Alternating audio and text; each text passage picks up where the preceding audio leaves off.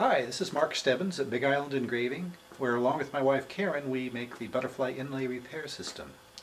In this video I'd like to show you how to install one of those butterflies in the outside surface of a bowl like this. And if you have any more questions, please visit our website at www.bigislandengraving.com or give us a call anytime. We're here to help. I hope you enjoy this video and I hope it's helpful for you. The system itself is very simple. There's only two parts: an acrylic template and a wooden patch. And what we're going to do is attach the template to the outside of the bowl, use a router to plow out a recess, and install the wooden patch, and then sand it smooth. Okay, so here's what we're going to be using. We already covered the template and wooden patch. We need some hot melt glue. I kind of like this particular one. I found it at Home Depot. It heats up really fast, like 1 minute, and it's ready to go. We're also going to need some glue for the patch, either an aliphatic glue like Titebond. This requires a little extra drying time after you get it installed. Or you can use some CA glue. And I'll use that today because we don't want to waste any time. I like to have a putty knife that is sharpened to almost a knife edge, and that's used for cleaning up the template, the excess hot melt glue, after you pull it off the bowl. We've got our router, which we set up previously in a separate video. We covered this in detail, how to install the bushing set and how to install the bit. All I want to do now is to unclamp it and adjust the depth of the bit so that it is protruding about 1/10 of an inch beyond the template. So that's the part that will be hitting the wood.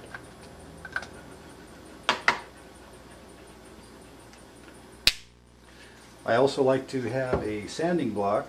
This is just a piece of plywood with 150 grit on it, and that's to remove the excess patch material after you've got it glued in.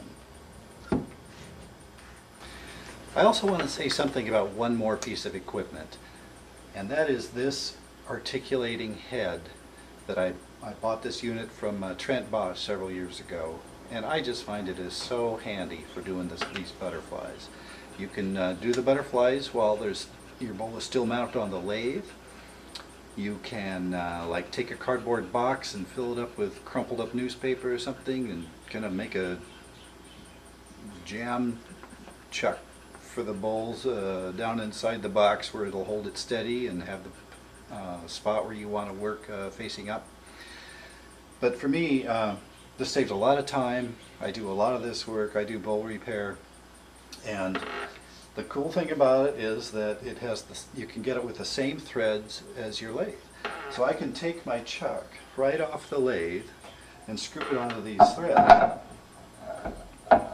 You can loosen this clamp and then rotate it and move it up and down and get it positioned so that the spot where you want to work is facing straight up. It just makes things a lot easier. Okay, as I mentioned, I have the bowl turned to the shape that I want, and I have got it turned true on the outside. The inside is still not trued up yet, but this is the time when you want to install the patches. I've got it sanded down to about 180 grit, and I have a coat of sanding sealer on it also. And right in here is this crack. It's not really a crack, but it looked like it was going to be a crack, and I've seen this kind of thing in koa wood before, and sometimes they can let go at these points. So I'm going to put a line of butterflies through this crack, and I think it'll add a lot of character and value to the bowl. Which kind of gets into the topic of the design of your repair. This board I have showing on the top left here the 5 different sizes that we commonly make. This is about a half an inch. This is about 3/4 of an inch. This is like 0.9, 1.1, 1.4 inches long. We also have some decorative shapes, as you can see.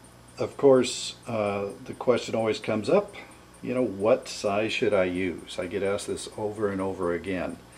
Well, this is about a 10-inch bowl, and in general I kind of feel that 10 inches is an average size bowl that I see come through, and for an average size bowl I kind of use the middle of the road. Today I've already decided that I'm going to use these 0.9 size in this bowl. But a smaller bowl, you want to use smaller ones if they need to kind of match up with the bowl itself, and that's part of the artistic design. And there's other issues too. There's how many patches am I going to put in? How close am I going to space them? Should I use koa wood, the same wood that the bowl's made of, or do you want to show them off and use a contrasting wood like maple or something light in this case? So those are some of the things that you can consider as the artist. I kind of have my own method. Let me rotate it down here and I'll show you kind of how I go through it. Okay, so I'm going to try to do a lot of this work with very close-up videos, and so you can really see in detail what we're doing. And like I mentioned before, this is the crack that I want to address, and I've attached a little bit of double stick tape to the back of these patches, and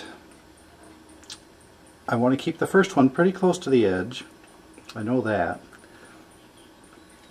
And then I want to space them out maybe like that. I don't normally use a ruler or anything like that. I just kind of keep working it with my eye until I kind of reach something that seems reasonable.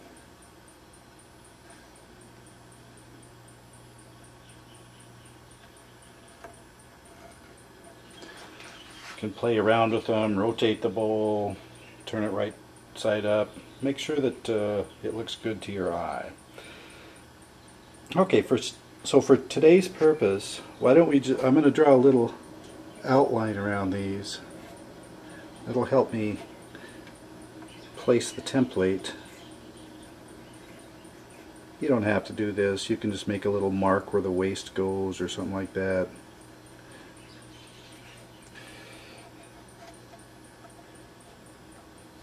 Just a few little marks to help you align that template.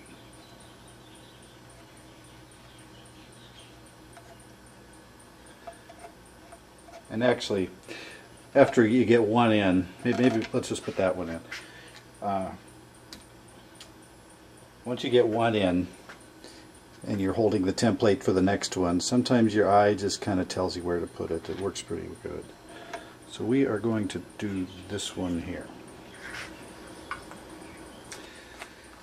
Okay, I've outlined the position for the patch with some pencil, and we're going to attach the template right over the top of that and use that for alignment purposes. Now, we're going to use dabs of hot melt glue to hold it steady on this very, very irregular surface. And one little trick that Robin Clark over on Kauai figured out and told me about was, he said, "Hey Mark, if you put a little tape on there, it's easy to get the hot melt glue off of the bowl." So I've been doing that. I stay away a little ways from where the patch is going to go and just put some pieces of blue masking tape down, and that makes cleanup a lot easier on the bowl part. I've got my hot melt glue plugged in, and it's hot, so all I'm going to do is put a small dot off of each corner. I use the least amount as I can. I guess maybe not a small dot, but enough that's going to bridge the gap between the template and the bowl. So these might have to be a little larger than just normal. So now, actually, I'm not going to use this brand new pretty template. I'm going to use one that I've probably used 25 times before. It's a little bit scratched up, but as long as this surface in here is nice and clean, it works. So we're going to use that. Okay, I practice. I take a look. I see where it's going to go. Make sure I can see all the pencil marks. Then I'm going to put some glue like that.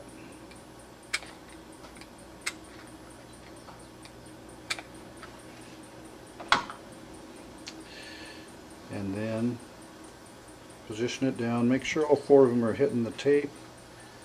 You have a few moments to adjust things.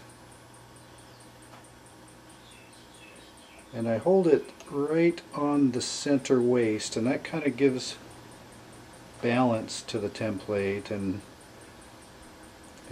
have it be centered right in the middle. And we'll let that glue harden up for a minute or so. Very hot day today, so it's going to take a little bit longer. As soon as it starts to be okay, we will let it sit for a couple minutes and come back and route out. Okay, it's been about 2 minutes, and you can see that the hot melt glue has turned to kind of a translucent color. It's solid on there, it's not moving or rocking or anything like that, and it's aligned reasonably well with the mark that I made earlier. And so I am going to go ahead and start plowing it out. I think what I'll do is raise it up a little bit. I might have to reposition the camera here a little bit here. And let's go ahead and make the first pass. Now, I want to point out a couple things first. You remember that we've got the bit adjusted so that it's going to be about 1/10 of an inch below the lower portion of the template. And you remember when we set up the router in that video, we did notice that the bit was not perfectly centered inside the collar. And it doesn't need to be. But what you want to do is always hold the router in the same position. Usually what I do is I either have the power cord facing me or power cord away from me. Usually away from me, because the power switch is right here on the front. And I can see through this clear base plate a little better. Helps me kind of make sure I'm in the right area. And I'll keep this cord just directly away from me. As long as I do that, the relative position of the bit is always going to stay the same with respect to the collar. If I do about half the cutting like this and then half the cutting like this, that off-centeredness is going to come into play, and it might make a recess that's too big. So I'm going to just keep in mind that I'm always going to keep it positioned with the power switch facing me, the power cord facing away from me. So I'm going to turn it on. It's going to be kind of noisy. I'll try to remove that noise in the editing process, but I'm going to turn it on and take a look under there, make sure I'm not going to plow my bit into the plastic and ruin my template, which I've done, and we're going to make the first pass.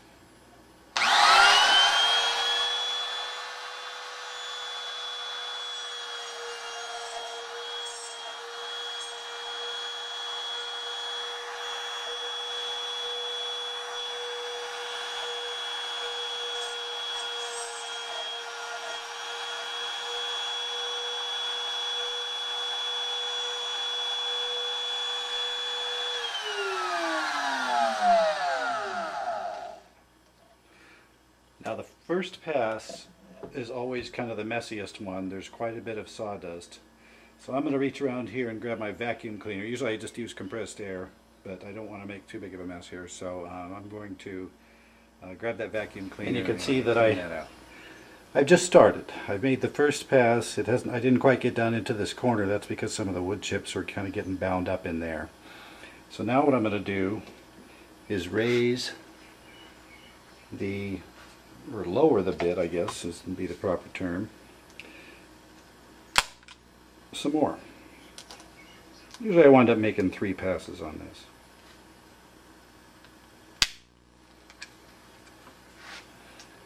I can do it right here, I suppose.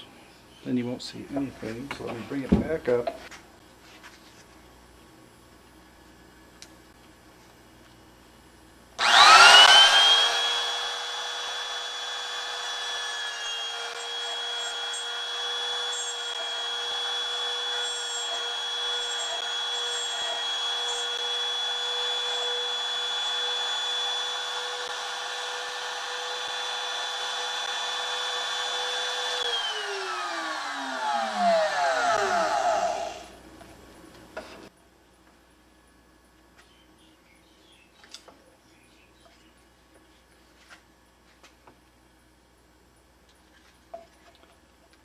Reposition one more time.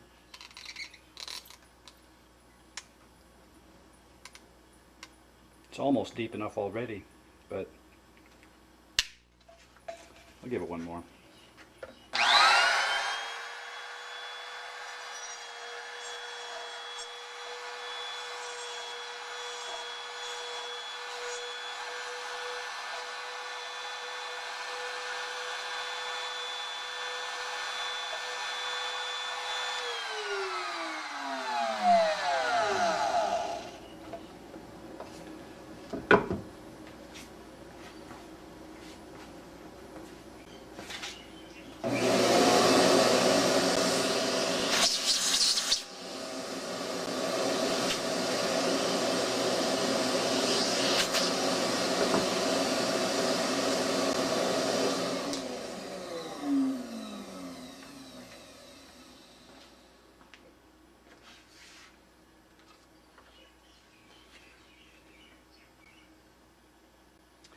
Okay, now I can see that the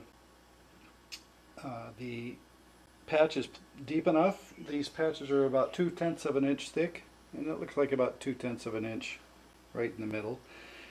And I want to take one more pass, and I want to make sure that it's totally clean around the plastic on the inside. And I want to make sure that my collar here is nice and clean, no buildup of sawdust. I'm going to take one more trip around the perimeter just to make sure it's nice and clean.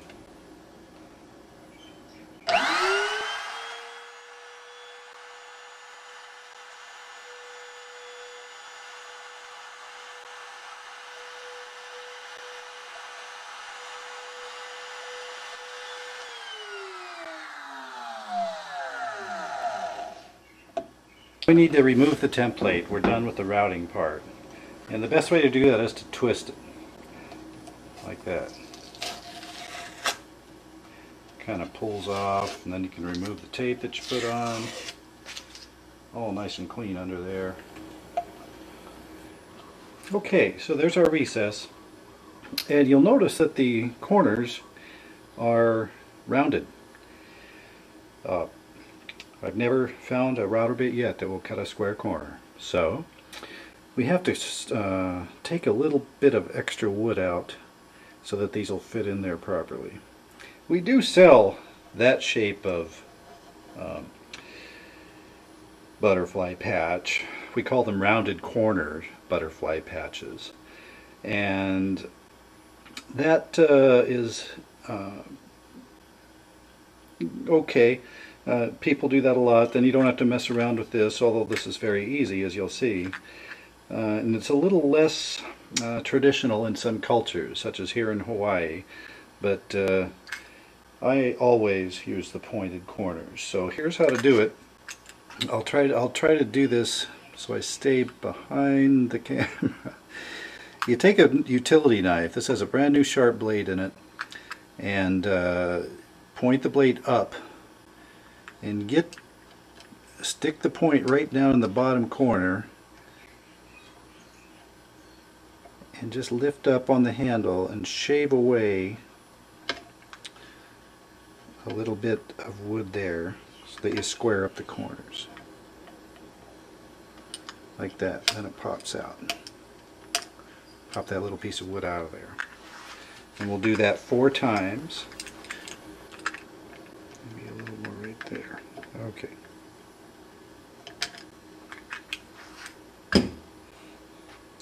Now make sure that that patch fits. Whoops. Seems like it'll go in there just fine.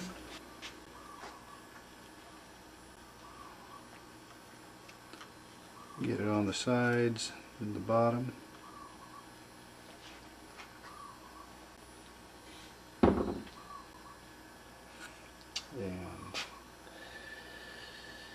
And lay our butterfly patch in there.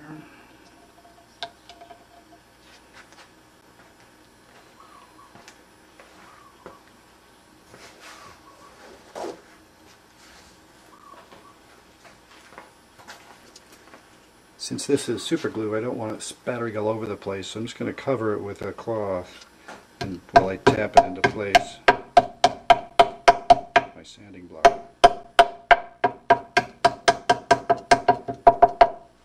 And you'll feel it come into position and find its bottom there.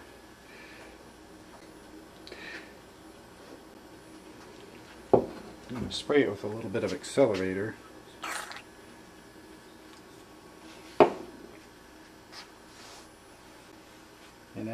And after that is set, I want to take my sanding block and remove these portions that stick up, because I don't want to just put this back on the lathe and sand it just like that, because it'll kind of not work out very well. Your sander starts bouncing all over the place, and so I'm just going to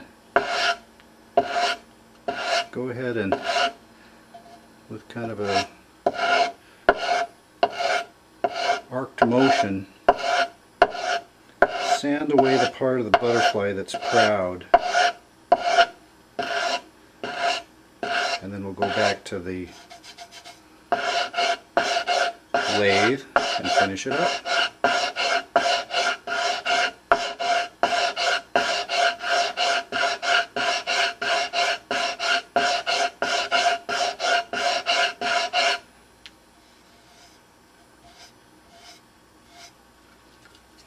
Sometimes another kind of good thing to do is to, now that you got all that sawdust jammed down in that crack, go ahead and if there's any gaps or anything, you can just put in a little more glue and it'll make a little black outline all around it.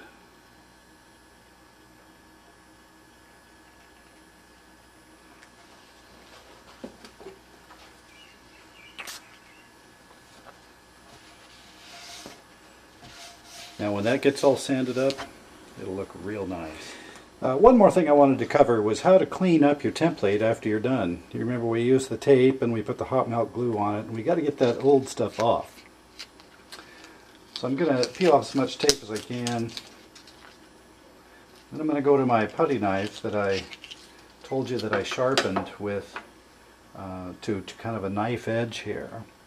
And I'm just going to block it up against something solid and just kind of slide it and shear off that extra hot melt glue.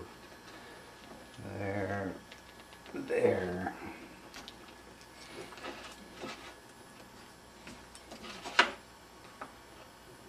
Keep your fingers behind the blade, it's very sharp.